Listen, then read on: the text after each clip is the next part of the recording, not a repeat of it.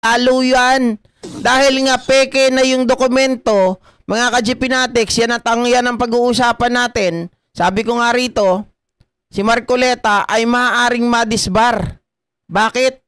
Mga kababayan, maaaring madisbar dahil nga po sa public document na ipinagamit niya na alam niya mga kababayan, kung alam niya na ito ay peke, kung ito ay falsified. Masyado kasing nagmamadali eh. Ito ngayon, ang sabi ng isa pang abogado mga kababayan, na maaari daw, etong si Marcoleta ay madisbar dahil po sa kanyang mga pinaggagawa at dahil po sa kanyang labis na kagustuhan na maisali itong sila Martin at itong si Saldico. Pero again mga kababayan, disclaimer, wala akong pakialam kung masabit ang mga ito. As long as meron kayong ebidensya, wala akong problema dyan. Pag wala kayong ebidensya, dyan tayo, content lang, di ba? Ganun lang naman talaga eh. Bida-bida dati si Orly Gutesa sa explosive claims of basura-filled suitcases delivered to congressmen, painting a picture of massive corruption. Matatandaan na si Gutesa ay introduce ni Senator Marcoleta as a witness during the flood control hearing ng Blue Ribbon. Wait. Sabi ni Jenny Ramos, may patong Sir GP? Kaya nagtago kasi na booking sa pagsisinungaling ng niya. Sayang yung patong nila sa kanya. Totoo. Kaya nagtatago yan dahil talagang booking. Kasi kulang sa practice. 'Di ba? Halatado eh. Biruin mo yung sarili mong script, ikaw yung gumawa pero hindi mo alam na putol pala yun. Bida-bida dati si Orly Gutesa sa explosive claims of basura-filled suitcases delivered to congressmen, painting a picture of massive corruption. Matatandaan na si Gutesa ay introduce ni Senator Marcoleta as a witness during the flood control hearing ng Blue Ribbon Committee. Mas mabilis pa sa alas 4 nang gumuho ang kredibilidad ni Gutesa dahil ang sinasabing notaryo ng kanyang sinumpaang salaysay dinenay na nagnotaryo siya. Mismong Manila RTC na ang nagsabing fake ang pirma ng notaryo sa affidavit niya, batay na rin sa forensic analysis ng NBI. Executive Judge Carolina Icasiano Season said the investigators confirmed that the notary's alleged signature in Gutesa's affidavit last September 24 and her actual signature were not the same. Base sa batas, the one who introduced a falsified document is presumed to be the author of the same. Dahilan sa si Senator Marcoleta ang nag-introduce kay Gutesa as a witness at para bagang mas alam niya pa ang laman ng affidavit ni Gutesa nung kinukot niya ito kung paano dapat basahin, Senator Marcoleta should also be investigated and charged. Okay, mga kababayan, ulitin natin yung part na yun ha. Sabi dito, kung sino daw yung nag-introduce ng testigo, mga kababayan, we presume, okay? Sabi niya ganon. Ulitin natin. Alleged signature in Gutesa's affidavit last September 24 and her actual signature were not the same. Base sa batas, the one who introduced a falsified document is presumed to be the author of the same. Okay. Kung sino ang nagpresenta ng peking dokumento, we presume siya din ang author, mga kababayan, ng nasabing dokumento. Okay, sabi yan sa batas ha. Hindi ako nagsabi niyan, si attorney. Attorney Rockstar. Mga kababayan, we presume, okay, the author of that document is the same. Ibig sabihin, si Marcoleta, siya po mga kababayan ang nagpresenta dito kay Gutesa. At kung iisipin ninyo, sabi kasi nung DOJ kanina medyo sigwapo, hindi ko nagustuhan yung ano niya yung kanyang paliwanag na sinasabi niya wala daw kinalaman si Marcoleta, hindi daw niya alam na etong si Gutesa ang inilabas daw na dokumento or public document is falsified. Mga kababayan, ganito. Kasi si Marcoleta, kung papakinggan ninyo yung kanyang mga sinasabi doon sa Net25, it appears na alam niya talaga that this document, mga kababayan, o public document ay talagang legit. Okay, yung notarized signature ni Attorney Espera is legit. Sabi niya pa nga, ipapasabi na niya, mga kababayan, yung book. Kasi imposible daw na makuha nitong si Gutesa lahat ng impormasyon na yon. Ngayon, sabi ni Attorney Banyes, mas alam pa ni Marcoleta yung nakasalaysay sa sinumpaang salaysay nitong si Guteza. Mga kababayan, kung ganun ang siste, ibig sabihin, lumalabas po na hindi si Guteza ang may gawa. At dahil hindi si Guteza ang may gawa, sino ang may gawa? Dahil mas alam ni Marcoleta yung sasabihin ni Guteza, mga kababayan, it appears to me, and I presume as well, mga kababayan, the one who wrote or the one na gumawa or author ng nasabing dokumento ay si Marcoleta. Ngayon, sabi ni Atty. Ibanez, so dapat hindi lang basta-basta tayo magsabi that Marcoleta is not involved in this case. Dapat si Marcoleta ay imbestigahan kasi nakakapagtaka. Alam na alam niya ang nilalaman ng dokumento. Alam na alam niya ang nilalaman ng statement nitong si Guteza. So therefore, mga kababayan, kung titingnan natin, kahit hindi tayo maging doktor, hindi tayo maging abogado, hindi tayo maging investigador, pagpantayin lang natin, Marcoleta, Guteza. Si Guteza nagbabasa. Mga ka-GPnatics, nung nagbabasa siya, sabi ni Marcoleta, huwag kang mag-adlib. Basahin mo lang kung ano yung nasa paragraph 20. Okay, huwag kang magdagdag. Sabi niya gano'n. Tapos nung naputol, Mr. Guteza, dahan-dahan lang. Huwag kang magmadali. Oh, mga kababayan, nung sinabi niya yon, dugtong ni Marcoleta, putol na yung binabasa mo eh. Pero si Guteza, ay, hindi ko alam na putol na eh.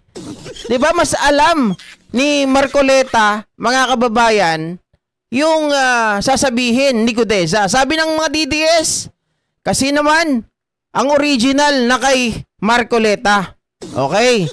Mga kababayan, granting ng original, di ba, ay na kay Marcoleta. Isipin nyo na lang, mga ka-GPnatics, kung kayo ang may gawa ng nasabing tawag dito, yung kanyang statement, okay? Yung sinumpang salaysay. Kung ikaw ay may gawa nun, mga kababayan, ano lang yan eh, dadaanan mo lang yan eh, kasi nasa isip at nasa puso mo yan. Diba? Dadaanan mo lang talaga yan. Kumbaga, alam mo, pag may nawawala, dahil ikaw yung gumawa. Alam mo na may kulang kasi ikaw yung gumawa. Hahanapin mo talaga yon. Hindi, ang ginawa niya, palit ng paper, basa ulit. Wala na siyang pakialam. Nakita nyo na hindi man lang niya na-notice, teka lang, may nawawala dun sa statement ko ah. Walang ganon, di ba? Oh, scripted kasi. Now, mga kababayan, dun pumapasok yung sinasabi ni Atty. Ibanez Rockstar na si Marcoleta ay pwedeng madisbar dito kung mapatunayan, mga kababayan, that he was the one who authored, okay, itong script ni Marcoleta, ni Guteza. Okay? Kasi sabi nila, kung sino daw yung nag-introduce ng ebidensya, we assume or we presume, mga kababayan, he is the author of that said document. Oh. 'Di ba? Ayun oh, maliwanag dito oh. Investigators confirmed that the notary's alleged signature in Guteza's affidavit last September 24 and her actual signature were not the same. Base sa batas, the one who introduced a falsified document is presumed to be the author of the same. Dahilan sa si Senator Marcoleta ang nag-introduce kay Guteza as a witness at para bagang mas alam niya pa ang laman ng affidavit ni Guteza nung kinukot niya ito kung paano dapat basahin, Senator Marcoleta should also be investigated and charged. As for Guteza's testimony, yan ang classic case ng falsus in uno, falsus in omnibus. Kung sa pirma pa lang ay peke na, ang buong testimonya ay walang kredibilidad. The Senate wasted our time and taxpayers' money to introduce a witness meant to create noise to muddle the truth. Correct, mga kababayan. 'Diba? Wasted of time and money. Wasting of resources ng ating pamahalaan. Biruin mo without even investigating of this person. Talagang surprise witness pero nagkanda bulol-bulol, nagkanda halata-halata na scripted ang lahat. Oh. Maliwanag ha mga ka-GP Natics, dapat yung batas natin, NBI, DOJ, o dapat hindi kayo nagsasalita that Marcoleta is not involved in this issue. Kasi we all know mga kababayan, sabi nga ni, gagamitin ko lang yung statement lagi mga kababayan nitong si Raffy Tulfo. 'Di ba? Ano yung statement niya? You know better. 'Di ba? Oo. Hindi niyo ba naririnig yun? Pag nanonood kayo ng kanyang programa dati, Ma'am Jenny Ramos, sinasabi ni Raffy Tulfo, you know better. 'Di ba? Talagang mas alam naman niya talaga yung script eh. Mas alam niya yung yung nakasaad doon sa testimony or testimonya nitong si Guteza, mga kababayan. Sabi ni Attorney Ibanez, kung sino ang nag-introduce ng false testimony or falsified document, mga kababayan, we assume that he is the author. 'Di ba?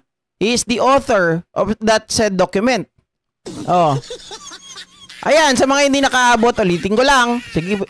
Na notaryo siya. Mismong Manila RTC na ang nagsabing fake ang pirma ng notaryo sa affidavit niya, batay na rin sa forensic analysis ng NBI. Executive Judge Carolina Icasiano Sison said the investigators confirmed that the notary's alleged signature in Guteza's affidavit last September 24 and her actual signature were not the same. Base sa batas, the one who introduced a falsified document is presumed to be the author of the same. The one. Mga kababayan, the one who presented the falsified documents is presumed the author of the same. Okay, so sinasabi na siya rin talaga yung gumawa ng falsified document. Yung iba naguguluhan na sinasabi nila, hindi naman siya yung nagbitbit nun Oo, tama kayo mga ka-GP. Hindi siya yung nagbitbit ng falsified document. It was Guteza. Tama kayo dyan. O kahit may mga nanonood na DDS. Ang paliwanag kasi dito, bakit mas alam ni Marcoleta ang script kaysa kay Guteza? So ngayon mga kababayan, kung tayo po ay babalansehin natin, lalabas na si Marcoleta ang scriptwriter. Siya po ang author. Hindi po si Guteza. Dahil si Guteza, sa pagbabasa pa lang, alam mong hindi nanggaling sa kanya. Bakit hindi niya na-notice na may kulang, na may nawawala na sa kanyang gustong sabihin? 'Di ba? At saka agad sinunggaban ni Marcoleta na di man lang niya chinek yung original notaryo niya. Abogado pa naman, correct. Mga kababayan. Ang paliwanag pa nga ni Marcoleta dyan sabi niya gano'n, hindi naman mahalaga yung notaryo dyan Sinusubukan ko nga lang yan kung totoo yung mga sinasabi niya. Sabi ni Marcoleta, naglilinis na ng pangalan. Sabi niya, hindi mahalaga yung notaryo. Whether nandyan o wala yan, as long as siya po ay nanumpa at krinos-examine naman at pinagtatanong, pinagtatanong pero kinu-coach. 'Di ba? Mga kababayan, hindi nga po ata binet Sir Eddie Hindi binet ni Marcoleta itong si Guteza. Siguro pagbigay dito pagbigay ni Mike Defensor kay Marcoleta, okay na agad. 'Di ba? Basta meron lang silang script at meron lang talaga silang may harap na tao, mga ka-GP Natics.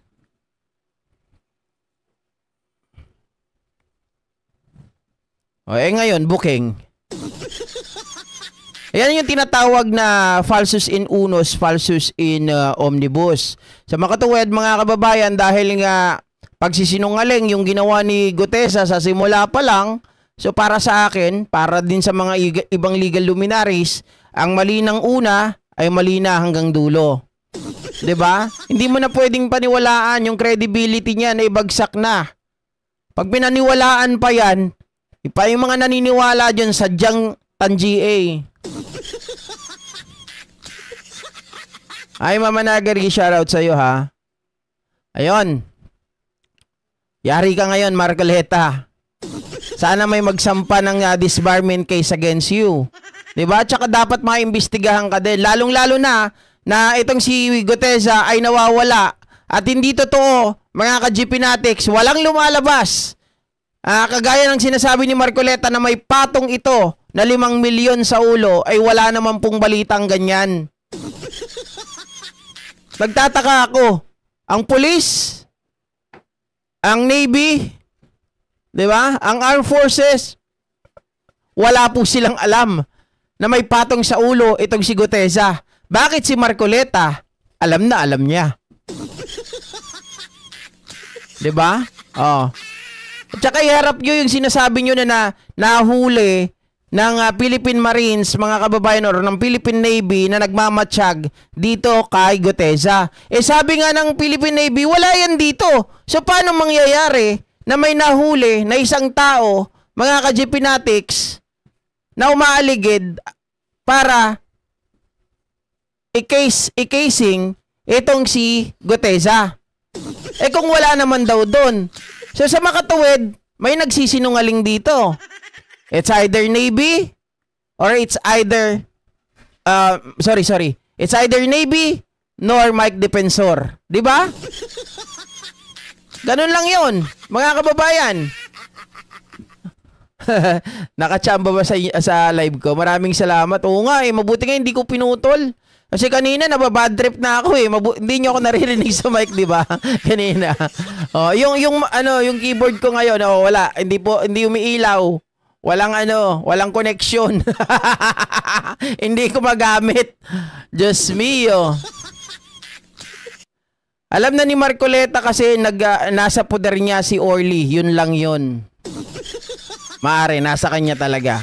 Wala talaga sa Marines. Marines na ang nag-booking Philippine Navy na. 'Di ba? Malamang tinatago nila mahigpit yun para hindi makuha ng DOJ, hindi makuha ng mga kinauukulan kasi nga mabubukulan sila ng gusto.